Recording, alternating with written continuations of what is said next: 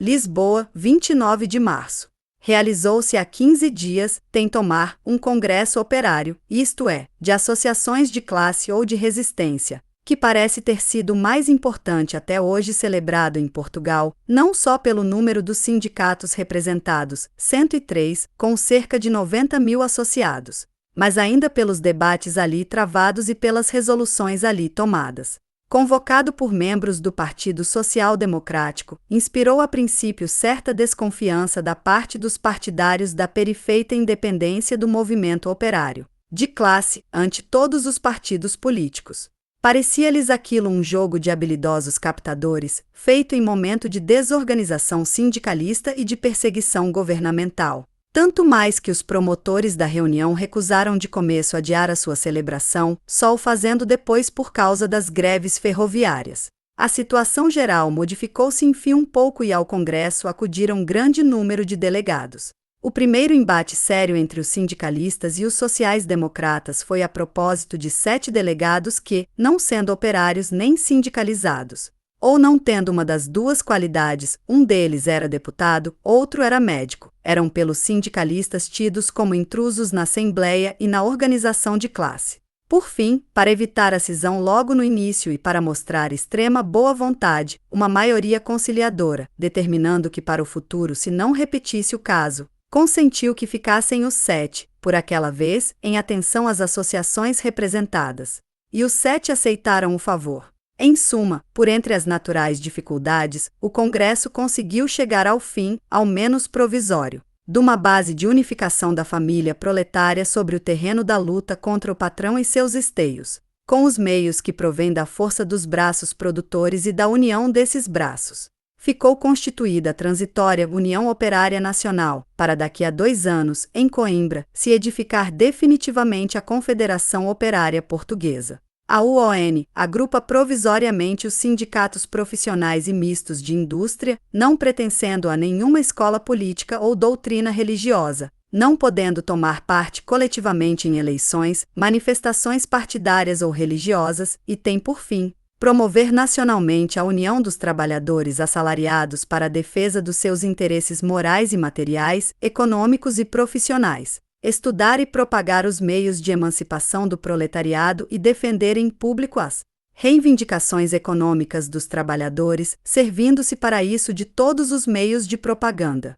Reunir e publicar dados estatísticos e informações exatas sobre a vida econômica nacional, o movimento operário e as condições de trabalho em todo o país. Estreitar internacionalmente os laços de solidariedade entre o proletariado organizado, tendo como principal base a mais ampla autonomia do indivíduo no sindicato, como deste nos outros agrupamentos sindicais.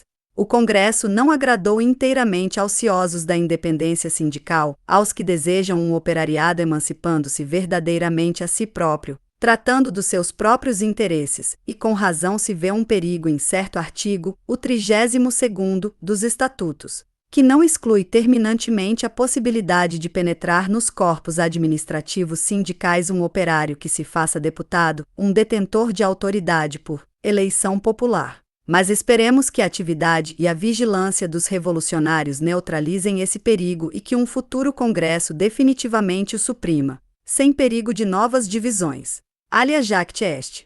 Encarreirará o operariado português organizado por um bom caminho?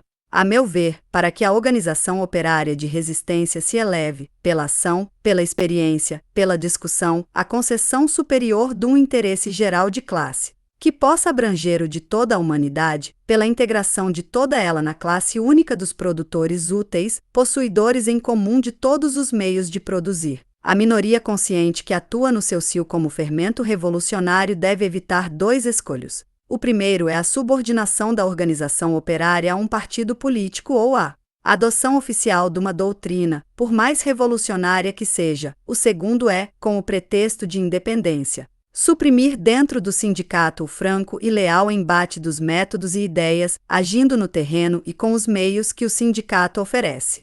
Desde que os operários, convencidos da inutilidade ou insuficiência da ação em meios mutualistas, cooperativos, eleitorais e parlamentares, convencidos do mal da inércia, Se decidem a lutar contra a exploração capitalista, só podem constituir uma verdadeira força se se unem sobre o terreno dos seus interesses comuns, fora dos partidos e escolas doutrinais. A violação deste princípio de organização econômica traz a dispersão de forças ou dá-nos uma ficção perigosa para o próprio ideal apregoado na tabuleta.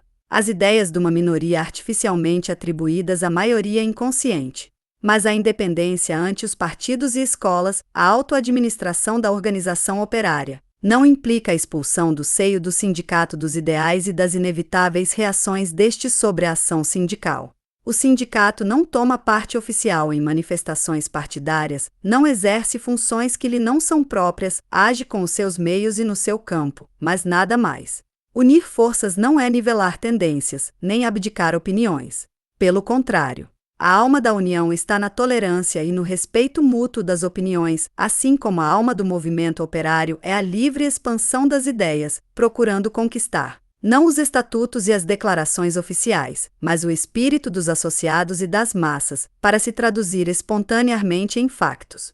Tal foi, parece-me, o caminho por onde, por exemplo, enveredou com acerto a Confederação Operária Brasileira, no seu notável congresso de setembro passado, embora, muito explicavelmente, tenham sido um tanto confusos os seus debates e resoluções.